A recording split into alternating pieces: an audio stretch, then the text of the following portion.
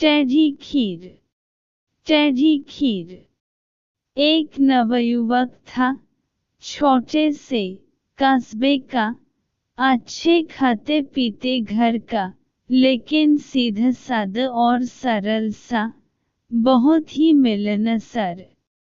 एक दिन उसकी मुलाकात अपनी ही उम्र के एक नवयुवक से हुई।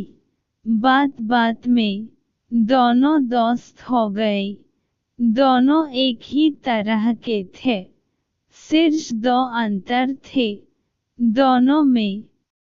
एक तो यह था कि दूसरा नवयुवक बहुत ही गरीब परिवार से था और अक्सर दोनों वक्त की रोटी का इंतजाम भी मुश्किल से हो पाता था। दूसरा अंतर यह कि दूसरा जन्म से ही नेत्रहीन था, उसने कभी रोशनी देखी ही नहीं थी। वह दुनिया को अपनी तरह से टटोलता पहचानता था। लेकिन दोस्ती धीरे धीरे गढ़ी होती गई, अक्सर मेल मुलाकात होने लगी। एक दिन नवयुवक ने अपने नेत्रहीन मित्र को अपने घर खाने का न्योता दिया। दूसरे ने उसे खुशी खुशी स्वीकार किया। दोस्त पहली बार खाना खाने आ रहा था। अच्छे मेजबान की तरह उसने कोई कसर नहीं छोड़ी, तरह तरह के व्यंजन और पकवान बनाए। दोनों ने मिलकर खाना खाया। नेत्रहीन दोस्त को बहुत आनंद आ रहा था। एक तो वह अपने जीवन में पहली बार इतने स्वादिष्ट भोजन का स्वाद ले रहा था। दूसरा कई ऐसी चीजें थीं जो उसने अपने जीवन में इससे पहले कभी नहीं खाई थी। इसमें खीर भी शामिल थी।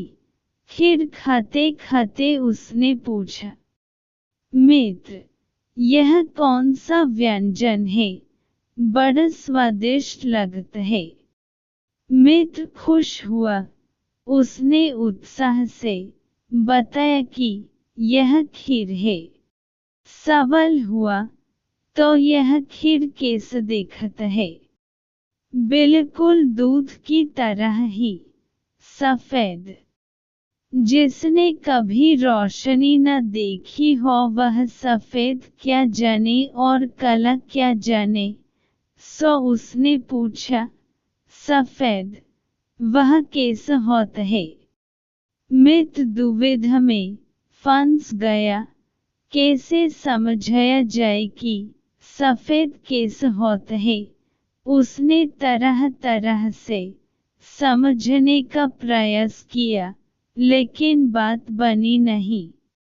आखिर उसने कहा, मित्र, सफेद बिल्कुल वैसा ही होता है जैसे कि बगुला। और बगुल कैसा होता है? यह एक और मुसीबत थी कि अब बगुल कैसा होता है, यह किस तरह समझाया जाए।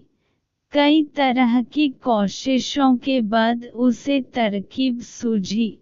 उसने अपना हाथ आगे किया, उंगलियों को जोड़कर चोंच जैसा आकार बनाया और कलाई से हाथ को मोड़ लिया।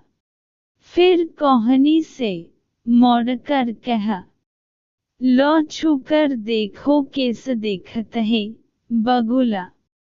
दृष्टिहीन मित्र ने उत्सुकता में दोनों हाथ आगे बढ़ाए और अपने मित्र के हाथ छू छू कर देखने लगा।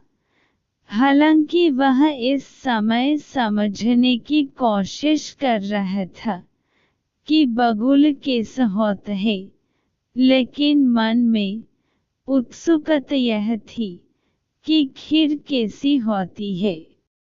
जब हाथ अच्छी तरह टटोल लिया तो उसने थोड़ा चकित होते हुए कहा, अरे बाबा, ये खीर तो बड़ी टेढ़ी चीज होती है। वह फिर खीर का आनंद लेने लगा, लेकिन तब तक खीर ढेरी हो चुकी थी, यानी किसी भी जटिल काम के लिए मुहव्वर बन चुका था। टेढ़ी खीर